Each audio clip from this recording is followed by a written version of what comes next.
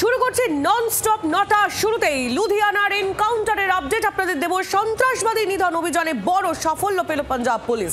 Toll প্লাজার কাছেই খতম বাব্বার খালসার 2 সদস্য। আরও 2 সদস্য তারা আহত হয়েছে, তাদের মধ্যে একজনের শারীরিক অবস্থা আশঙ্কাজনক বলে খবর। উদ্ধার করা হয়েছে হ্যান্ড গ্রেনেড, পিস্তল, কার্তুজ। পুলিশ সূত্র মারফত খবর পাওয়া যাচ্ছে গতকাল বুধবারই ধরা পড়ে সন্দেহভাজন 2 সন্ত্রাসবাদী। তারপরই পাঞ্জাব পুলিশের এই বড় সাফল্য। লুধিয়ানায় এনকাউন্টারে বাব্বার খালসার 2 সদস্য খতম, আরও 2 সদস্য তারা আহত হয়েছে, তাদের মধ্যে একজনের অবস্থা আশঙ্কাজনক। আর শুধুমাত্র সন্ত্রাসবাদীদের হদিশি নয়, উদ্ধার হয়েছে হ্যান্ড গ্রেনেড, পিস্তল এবং কার্তুজও। कोई गल नहीं शॉर्ट्स कर लिए मोटे मोटे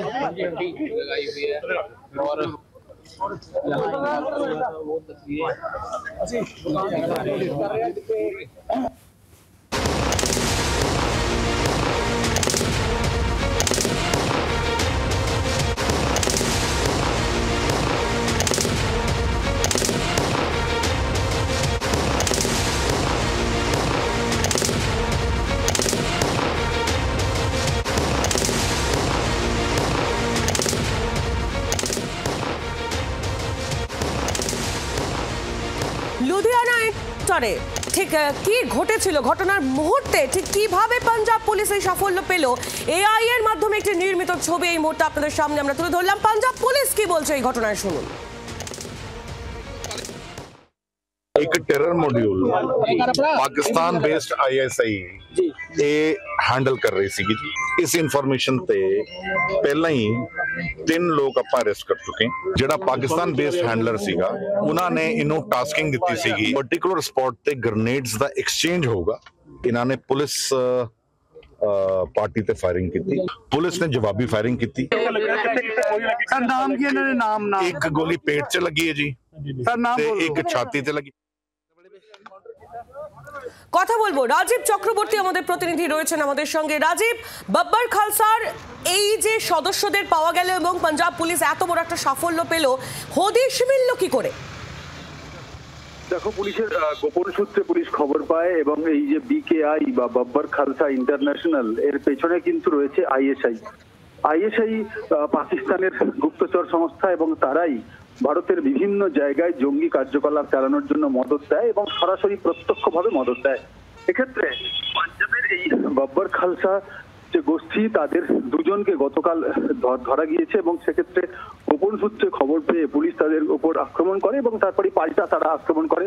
শুরু হয় এনকাউন্টার এবং এনকাউন্টার দীর্ঘক্ষণ চলে এবং ঘটনাস্থলে পুলিশ কমিশনার স্বপন শর্মা তিনিও পৌঁছন এবং তারপরে দেখা যায় যে সেই 2 জনকেই কিন্তু পাকড়াও করা গিয়েছে এবং তারা গুলিবিদ্ধ হয়েছে।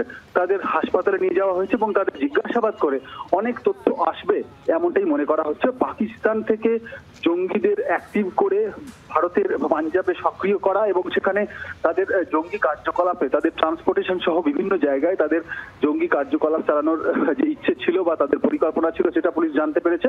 এবং শুধু তাই নয়, তাদের কাছ থেকে 5টি একেবারে অত্যাধুনিক পিস্তল উদ্ধার করা হয়েছে এবং 50 রাউন্ড গুলি কিন্তু কার্তুজ উদ্ধার করা হয়েছে, যেগুলি লাইভ কার্তুজ।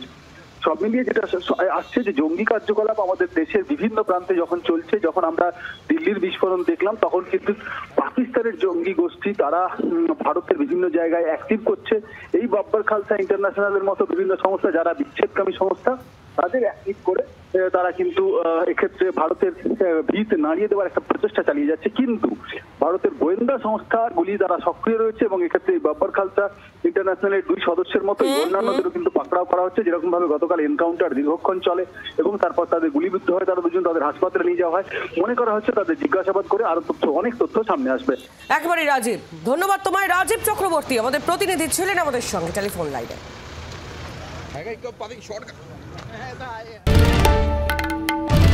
বাংলার আওয়াজ, বাঙালির আবেগ, জি 24 ঘন্টা।